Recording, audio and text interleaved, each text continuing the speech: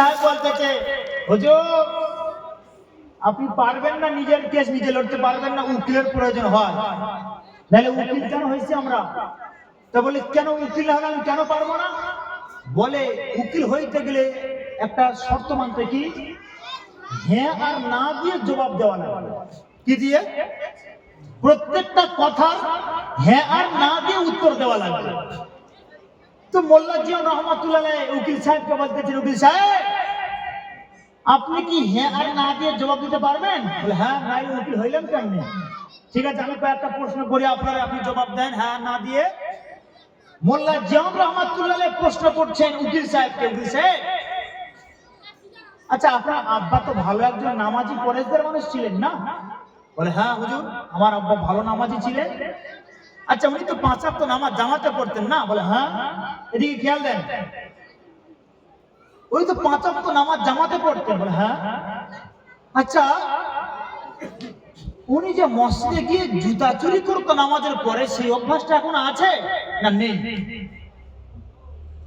জবাব দিবেন কি দিয়ে? হ্যাঁ আর না দিয়ে, হ্যাঁ অথবা না দিয়ে। তো মোল্লা জিয়াউর রহমাতুল্লাহ উকিলকে প্রশ্ন করেছেন, আপনার আব্বার যে জুতা চুরির অভ্যাসটা ছিল মসজিদ থেকে, সেই অভ্যাসটা এখন আছে না নাই? এখন উকিল সাহেব যদি বলে না, তার মানে চোরের বেটা উকিল হয়েছে। আর উকিল সাহেব যদি বলে হ্যাঁ চোরের অভ্যাস আছে এখনো, জুতো চুরির অভ্যাসটা, তাহলে জুতো চোরের বেটা উকিল হয়েছে। বুঝছেন নি? তাহলে উকিলের থেকে বড় উকিল একজন আলেমকে আল্লাহ বানিয়েছে। উকিলের থেকেও বড় উকিল একজন আলেমকে আল্লাহ বানিয়েছে। তো হাসরের মাঠে কোনো উকিল পাওয়া যাবে না, উকিলকে ধরে একটু করবেন আপনি, সে সিস্টেম নাই। হাসরের মাঠে আপনার আমলনামা আপনার হাতের সামনে আল্লাহ হাত তুলে দিবেন, দিয়ে বলবেন তুমি নিজেই পড়ো, তোমার আমলনামা পড়ার জন্য তুমি নিজে যথেষ্ট, আর কারো লাগবে না। হাসরবাসী যারা হবে, অপরাধী বান্দা যারা হবে, তারা তাদের আমলনামাটা পড়ার পরে আল্লাহকে ডেকে ডেকে বলবেন, আল্লাহ আমলনামা ঠিকই আছে, কিন্তু এ ভুল তো আমরা করি নাই, এ ভুল তো আমরা করি নাই। ইয়াকুলুনা ইয়া ওয়াইলাতানা মা লিহাযাল কিতাব লা ইগাদিরু সাগীরাতাও ওয়ালা কাবীরাতান ইল্লা আহসাহা। আল্লাহ রাব্বুল আলামিন বলছেন, ওই সমস্ত বান্দাগুলো আল্লাহকে ডেকে ডেকে বলবেন, আল্লাহ এ কেমন আমলনামা আপনি আমাদের দিয়েছেন, আল্লাহ এর ভিতরে আফসোস বড় ছোট যা কিছু অপরাধ আমরা করেছি সব কিছুর ভিতরে লেখা আছে, আমরা যা যা কিছু করেছি সব এর ভিতরে তোলা হয়েছে। তখন ওই অপরাধী বান্দাগুলো আল্লাহকে ডেকে বলবেন, আল্লাহ এই অপরাধটা আমরা করি নাই, আপনার ফেরেশতারা আমাদের প্রতি হিংসা করেছে। বুঝছেন নি? অপরাধী বান্দারা আল্লাহকে ডেকে ডেকে তখন বলবেন যে আল্লাহ এটা আমরা করি নাই, আপনার ফেরেশতারা জোর করে হিংসা করে আমাদের এই অপরাধটা লিখে দিয়েছেন। আল্লাহ সত্যি কি তাই? ফেরেশতারা হিংসা করে? সত্যি করে বলেন, ফেরেশতারা হিংসা করে? হিংসা করে লিখে দিয়েছে। আল্লাহ রাব্বুল আলামিন তখন বলবেন, শোনো বান্দা, সব একটা একটা করে আমি আল্লাহ তাআলা তোমাদেরকে কেমন করে আমি বুঝায়া দেই দেখো। আল্লাহ ওই অপরাধী বান্দাদের বলবেন, বান্দা তোমরা মিথ্যা বলছো না, আমার ফেরেশতারা হিংসা করে তোমাদের বাড়তি কোনো কিছু লিখে দিয়েছে। বান্দা এবার আমার দিকে তাকাও বান্দা, আল্লাহ রাব্বুল আলামিন ওই অপরাধী বান্দাদেরকে বলবেন, তোমাদের ঠোঁট দুটোকে আমি আল্লাহ তাআলা বন্ধ করে দিলাম, তালা মেরে দিলাম, তোমাদের জবানটা আমি আল্লাহ তাআলা তালা মেরে দিলাম। আলাউমা নাখতিমু আলা আয়াতিল আয়াত। আল্লাহ রাব্বুল আলামিন এই আয়াতে কারিমা অবতীর্ণ করে বান্দাদের বলবেন, অপরাধী বান্দাদের শোনো, অপরাধী বান্দারা তোমাদের জবান বন্ধ করে দিলাম, তোমাদের হাত আমি আল্লাহর কাছে কথা বলবে, তোমাদের পা দুখানা আমি আল্লাহ রাব্বুল আলামিনের কাছে সাক্ষী প্রদান করবে। তোমাদের হাত দিয়ে বান্দা তোমরা কি কি অপরাধ করেছো, কোন কোন অপরাধ করেছো বান্দা, সব কিছু আমি আল্লাহর কাছে তারা বলে দিবে। বান্দা তোমাদের এই পা দুখানা কি অপরাধ করেছে সব কিছু বান্দা এই পা আমার কাছে সাক্ষী দিয়ে দিবেন।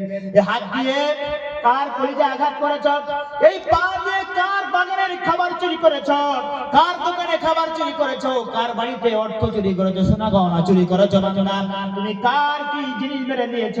এই পা দিয়ে হেঁটে হেঁটে যাচ্ছে, এই পা আল্লাহকে বলে দিবে আল্লাহ আমি পা যাইতে চাই নাই, কিন্তু নফসের লোভে পড়ে বান্দা দৌড় দিয়েছে। আপনি মনে করছেন এই হাত তো আমার বডিতে আছে, হ্যাঁ আমার বডিতে আছে, এই হাত আমার হয়ে কথা বলবে না। এই পা যে আপনার বডিতে আছে, আপনি ভাবছেন পা আমার হয়ে কথা বলবে না, এই কেউ আপনার হয়ে কথা বলবে, সব আপনার বিপক্ষে সাক্ষী দিবে। যা যা করবেন, যা যা বলবেন জবান দিয়ে, সবের বিপক্ষে এই হাত পা সব সাক্ষী দিবেন। কোনো কিছু করার উপায় নেই। ভাইরা আমার, অপরাধী বান্দা যারা হবে তাদেরকে আল্লাহ তাআলা পাকড়াও করে বলবেন ওয়ামতাজুল ইয়াউমা আইয়ুহাল মুজরিমুন। আল্লাহ তাআলা অপরাধী বান্দাদেরকে বলবেন একটু সাইড হয়ে যাও, সরে এসো বান্দা, তোমরা পৃথক হয়ে যাও, আলাদা হয়ে যাও। অপরাধী বান্দাদেরকে একটা সাইডে নিয়ে যাওয়া হবে, সাইড করে দেওয়া হবে, এক জায়গায় জমা করা হবে। অপরাধী বান্দাদেরকে কেমন করে শাস্তি প্রদান করা হবে, আল্লাহ রব্বুল আলামিন শুধু এতটুকু ক্ষান্ত করবেন না, হাসরের মাঠে অপরাধী বান্দাদেরকে এক সাইড করে নেবেন, নেওয়ার পরে ওই পরিস্থিতিতে আবার আল্লাহ তাআলা এই বান্দাদেরকে আবার প্রশ্ন করবেন। একটার পর একটা প্রশ্ন করে যাবেন আল্লাহ তাআলা, বান্দাদের ছাড়বেন না। ভাইরা আমার, নবীজি সাল্লাল্লাহু আলাইহি সাল্লাম বলেন কিয়ামতের দিন, কঠিন মহাশার বিচারের দিনে এই যে মাথার উপরে সূর্য রয়েছে, কত দূর পর্যন্ত উঠে আছে কি বলতে পারবেন আপনারা? সূর্যটা কত দূরে আছে জানেন আপনারা? সূর্যটা আমাদের থেকে 9,30,00,000 মাইল উপরে। কত দূর? কত দূর বলে? 9,30,00,000 মাইল উপরে, 15 কোটি কিলোমিটার দূরে সূর্য অবস্থান করে আছে, বুঝলেন নি? এই সূর্যের তাপ কিন্তু আমরা অত দূর থেকে পাচ্ছি। এখানে কত দূর থেকে? কোথায় বলেন আপনারা? 9,30,00,000 মাইল আর 15 কোটি কিলোমিটার। এত দূর থেকে সূর্যের যে তাপ আমরা পাচ্ছি, সহ্য করতে পারি না গ্রীষ্মকালে, গরমের সময়। এই গরম থেকে বাঁচার জন্য আমরা বাড়িতে এসির ব্যবস্থা করেছি, আমরা বাড়িতে ফ্রিজ রেখে দিয়েছি, বাড়িতে আমরা টেবিল ফ্যান রেখেছি, আমরা সিলিং ফ্যান রেখেছি, আমরা তারপরেও নেই, লোডশেডিং দেখা দিয়েছে, কারেন্ট চলে গেছে, কি করলাম? আচ্ছা নি হাত পাখার ব্যবস্থা করেছে। হাসরের মাঠে তো আপনি এটা পাবেন না। এই যে সূর্য মাথার উপরে রয়েছে, এই সূর্য মানুষের মাথার উপরে চলে আসবে, 1 অথবা 2 মাইল মাথার উপরে সে অবস্থান করবে এই সূর্য। এবার চিন্তা করেন, অত দূরের সূর্যের তাপ যদি আমরা সহ্য করতে না পারি, মাথার উপরে যে সূর্য সে অবস্থান করবে, কেমনে আমরা সহ্য করবো বলেন তো? পারা যাবে? নবীজি বলেছেন ইযা কানা ইয়াউমুল কিয়ামাতি উদরিয়াতিশ শামসু মিনাল ইবাদি হাত্তা তাকুনা কিদা মিলিন বিসনাইন।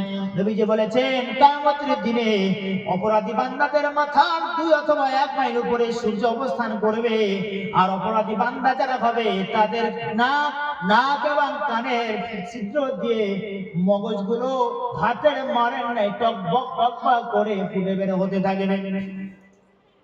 দেখছেন যে আমাদের মায়েরা উনারা রান্না করে না, ওই ভাতের হাঁড়িটা নিয়ে, পাতিলাটা নিয়ে চাউল দেয়, পানি দেয়, দিয়ে একটা ঢাকনা দিয়ে দেয়, দেওয়ার পরে উনানে বসিয়ে দিলে দেখবেন আগুন দিয়ে নিচে দিয়ে এক পর্যায়ে হাতের যে মাঠটা ফুটতে থাকে, ভিতরে টকবক টকবক টকবক করে ফুটতে থাকে। একটু ছিদ্র পাইলে সেই ছিদ্র দিয়ে কি হয়? বের হয়, ছিদ্র দিয়ে বের হতে থাকে।